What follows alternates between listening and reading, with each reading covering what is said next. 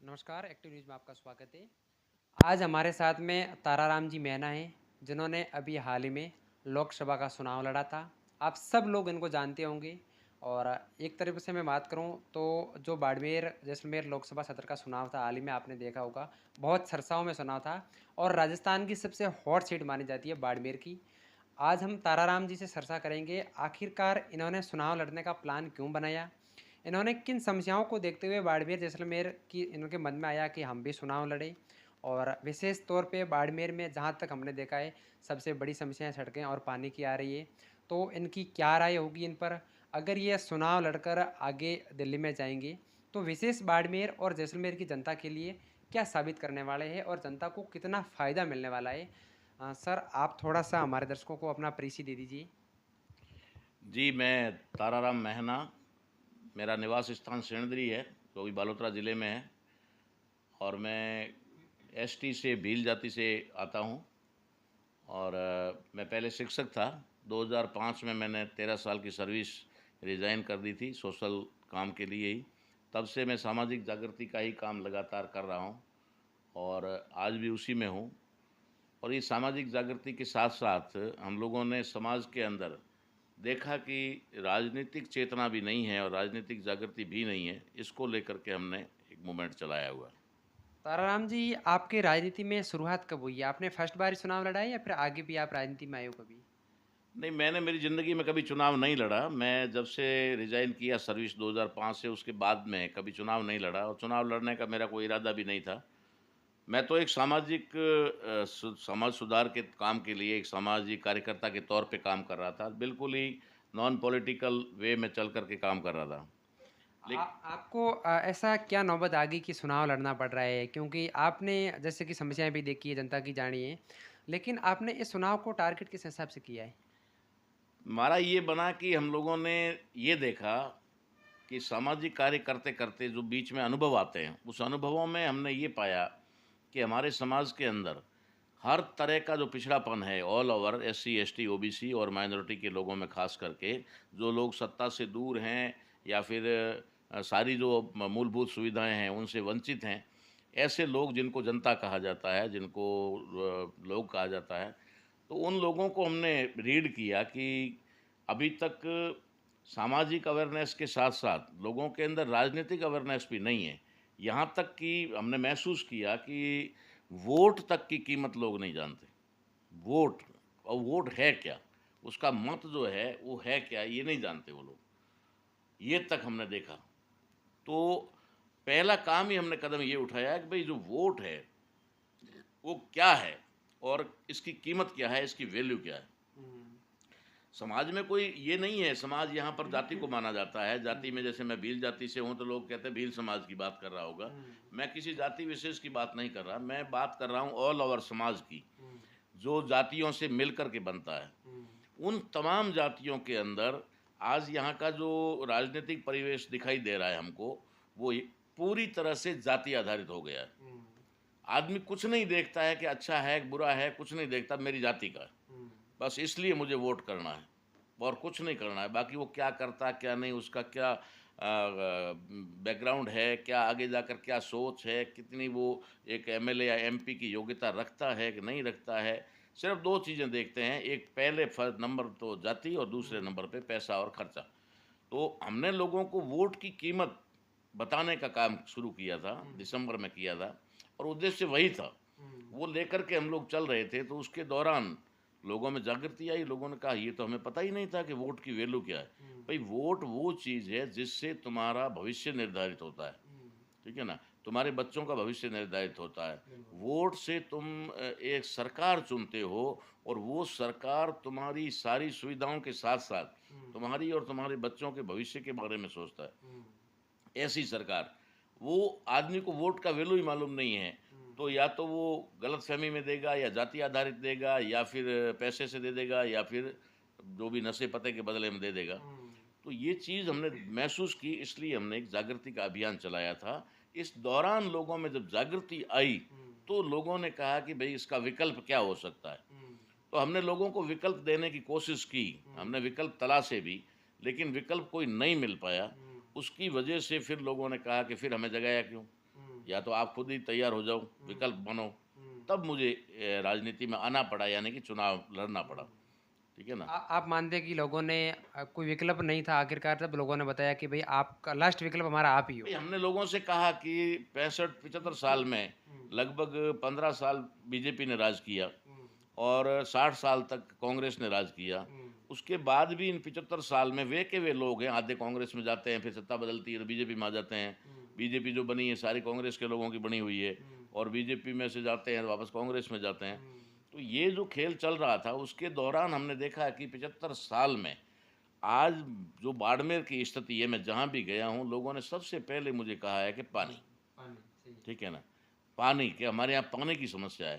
तो मैंने कहा भाई पानी की समस्या है तो 75 साल में इन लोगों ने किया क्या? 75 साल से जिन्होंने वोट लेकर सरकारें बनाई, दिल्ली और राजस्थान के अंदर सरकारें बनाई, उन लोगों ने आखिर में किया क्या? अभी तक लोग ज़िंदगी के पहले पायदान पे खड़े हैं, जहाँ से शुरुआत होती है भाई हवा है जिसका कोई चार्ज नहीं है। मैं तो कहता हूँ हवा भी अगर इनके मन में इनके बस में होती ना, ये साँस लेने वाली, तो ये वो कर देंगे शायद आगे आगे उसके ऊपर भी। अगर ये हवा सार्वजनिक नहीं होती, तो ये इसको भी रोक देते।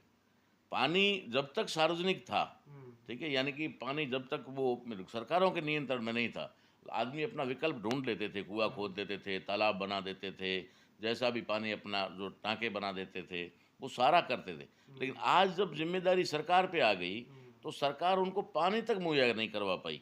तो सब पानी के बाद में रोज़गार है, रोज़गार के बाद में उसका जो शिक्षा है, शिक्षा के बाद में उसकी एक नौकरी है, या और भी कई प्रकार के हैं, वहाँ तक लोगों को ले जाने में और सत्ता में भागीदारी तक लाने की तो बात ही नहीं कर सकते, हम कल्पना भी नहीं कर सकते। इसलिए हमने ये कदम उठाया और लोगों को एक विकल्प देने की कोशिश की। लेकिन जो भी है लोग समझ पाए, उन लोगों ने कहा कि अब आपको चुनाव लड़ना चाहिए। ताराराम जी, मैंने एक चुनावी यात्रा निकाली थी चुनाव के टाइम में, अभी जस्ट पहले। वहाँ मैंने लोगों से चर्चा की थी, अगर ताराराम जी यहाँ से चुनाव लड़ रहे हैं, आपको ताराराम जी को किस प्रकार देखते हैं और आपको क्या लगता है अगर ताराराम जी यहाँ से चुनाव लड़ पाएँगे तो कितना विकास करवा पाएँगे? तब लोगों का हमें एक जवाब मिला था कि ताराराम जी पहली बात तो कि शिक्षित है, उनके पास में संविधान के बारे में भी बहुत नॉलेज है, यहाँ की स्थानीय जो समस्याएँ हैं उनको समझते हैं, इसीलिए हम ताराराम जी को एक नया विकल्प समझते हैं, क्योंकि जो बाकी पार्टियाँ हैं 75 साल से आती है, एक बार बीजेपी, एक बार कांग्रेस। तो जो शिक्षित बात कर रहे हैं लोगों की, वास्तव में क्या लगता है कि आप कितने शिक्षित हो? आपकी क्या एजुकेशन है? और आपको इस संविधान के अंतर्गत मानते हुए क्या दिखाई दे रहा है आज बाड़मेर और जैसलमेर की जनता के लिए?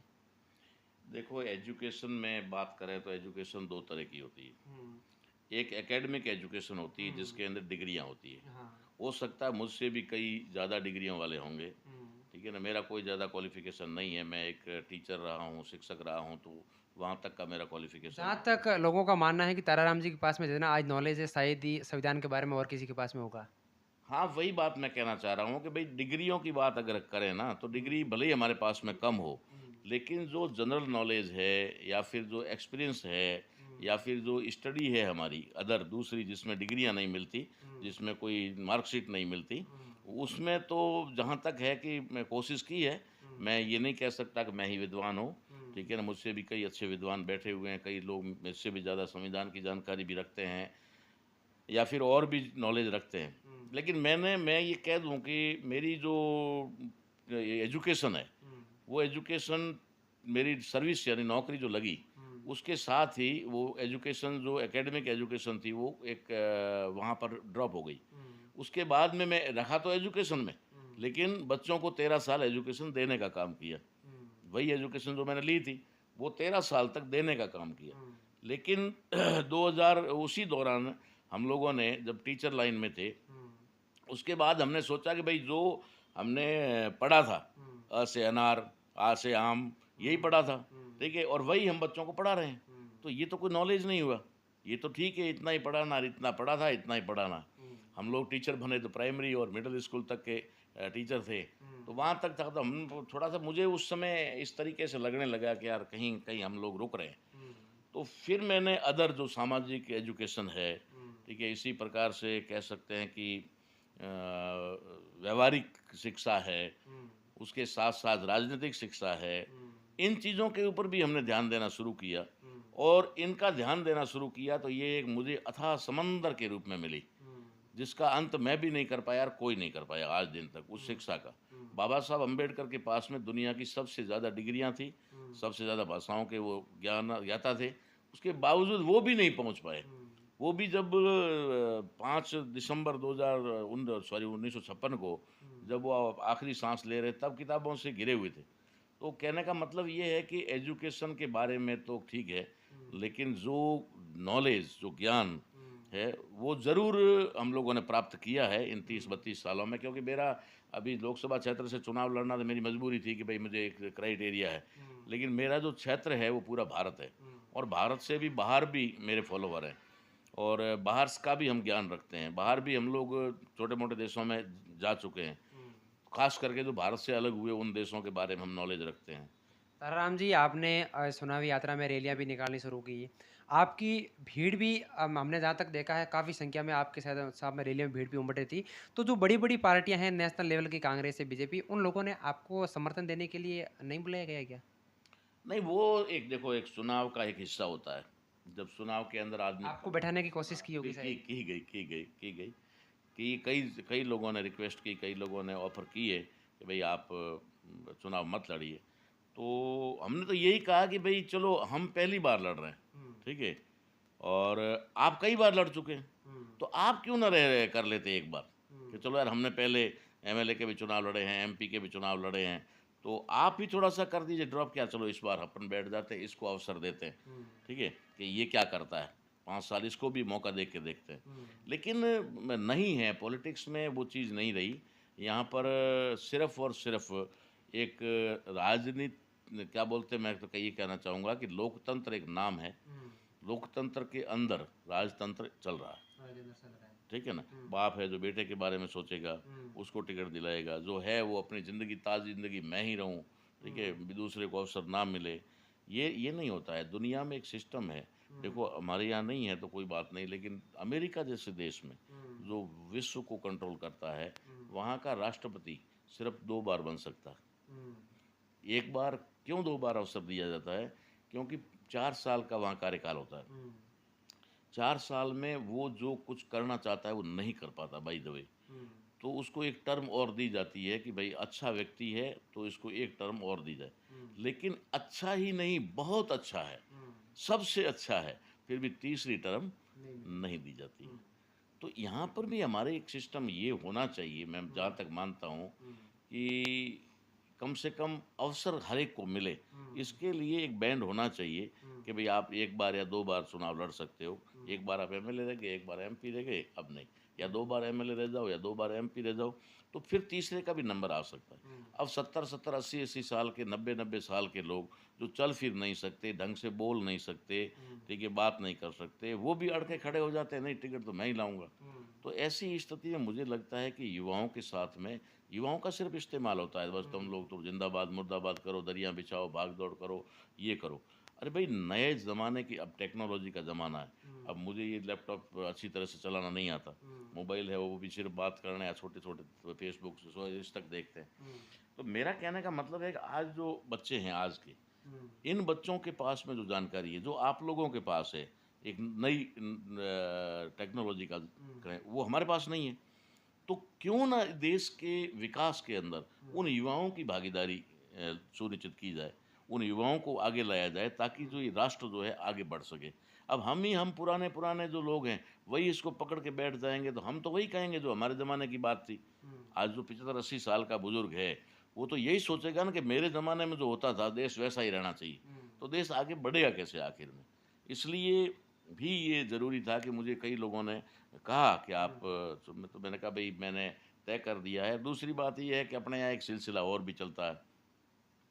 कई लोगों ने ख़ैर ये भी कहा कि हुँ, ये तो खड़े हुए हैं बीजेपी से पैसा लेकर कांग्रेस को हराने के लिए। हुँ, मैंने कहा भाई, कांग्रेस को हराना या बीजेपी को हराना मेरा उद्देश्य नहीं है, या हुँ, किसी व्यक्ति को हराना मेरा उद्देश्य नहीं है। हुँ, मेरा उद्देश्य है लोगों को एक नया विकल्प देना, हुँ, क्योंकि लोग राजस्थान के अंदर हम देख रहे हैं, केंद्र में भी देख रहे हैं। हुँ, अटल बिहारी जी की सरकार के पास 10 साल के लिए मनमोहन सिंह जी की सरकार आई हुँ, कांग्रेस की, फिर वापस 10 साल के लिए मोदी जी की सरकार बनी, ठीक है। अब वापस कांग्रेस की सरकार आने वाली है और आएगी, तो ये टर्म है उनकी बंधी हुई, ठीक है, बारी बारी से। तो इस टर्म से कैसे निकाला जाए? मेरी भाषा में मैं कहता हूँ तो ये द्विदलीय संसदीय प्रणाली है। 2 ही दल, जैसे इंडिया गठबंधन हो गया और ठीक है, उधर एनडीए हो गया। तो ये 2 ही हैं जो नियंत्रण करेंगे, बाकी पार्टियों का कुछ नहीं है। तुम आओ हमारे अंडर में, हम जैसे कहते हैं वैसे करो। मैं इस द्विदलीय संसदीय प्रणाली को तोड़ने के लिए, उसको तोड़ करके एक नया विकल्प देने की कोशिश कर रहा था कि एक स्वतंत्र प्रत्याशी कैसे देश की सत्ता में स्थापित हो सकते हैं, जो अपनी स्वतंत्र सोच के, यानी कि पार्टी के दबाव में या पार्टी के मैनिफेस्टो में दब करके रहे, संविधान में दब करके ना रहे, और वे स्वतंत्र रूप से जो है एक राष्ट्र की और राष्ट्र की जनता का विकास कर सके।